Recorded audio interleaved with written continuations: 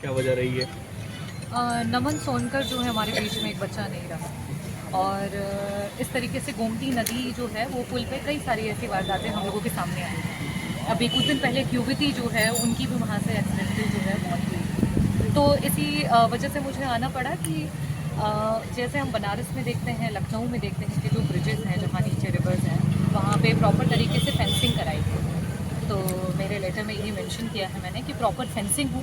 यहाँ पे भी जो हमारे पुल हैं जहाँ से इस तरीके की घटनाएं आए दिन होती रहती हैं उनके रोक के लिए, और साथ ही साथ अगर ऐसी अचानक से कोई घटना हो जाती है तो वहाँ पे जो नाविक हैं उन्हें संविदा के कर्मी के रूप में और ट्रेन करा करके रखा जाए। 8-8 घंटे 6-6 घंटे की ड्यूटी निर्धारित करी जाए कि ऐसी कोई भी हादसा होता है तो उसमें तुरंत जो है व्यक्ति की जान बचाई जा सके। और एसडीआरएफ एनडीआरएफ टीम के लिए भी बात की कि वो टीम जो है एक तरीके से वो रेस्क्यू टीम जो होती है और ना कि वो सर्च टीम होती है। तो खैर उसके लिए ये बात हुई कि जहाँ पे भी बाढ़ पीड़ित या इस तरीके की जगह होती है वहाँ पे उन टीमों को जो है गठित किया जाता है। मैंने कहा कि शासन जो है उनको यहाँ डिस्ट्रिक्ट लेवल की तरफ से एक लेटर चला जाए कि विधायकों के द्वारा, प्रतिनिधियों के द्वारा ये मांग की गई है कि एक ऐसी टीम का भी गठन किया जाए जो इस तरीके की सिचुएशंस में मदद कर सके, जान बचा सके और इवन सर्च भी कर सके।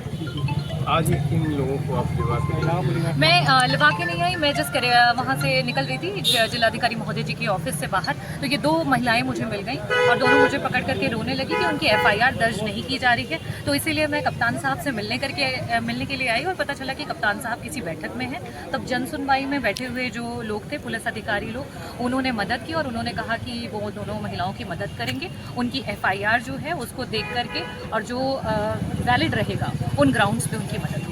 जिनको मैम चोट लगी है वो थाने पे सुनवाई नहीं हो रही है, वो यहाँ कलेक्ट्रेट आके चोट लगा है उसके लिए भटक रहे हैं, क्या थाने पे सुनवाई नहीं हो रही है?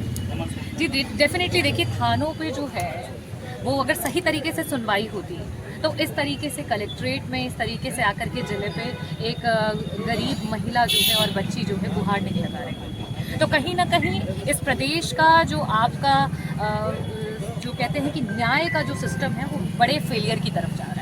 एक संयोग ही था कि जो आप मिल गई हैं और ये चीज़ यहाँ पे हो गई, तो कैसे आप नहीं मिलती तो कैसे होता? मैं मिलती रहूँगी और हमेशा रहूँगी। और मैं अब जौनपुर में भी जो है लोगों से मुलाकात करने लगी हूँ, क्योंकि जौनपुर की समस्याओं के लिए लेकर के लोग मछली शहर आने लगे थे।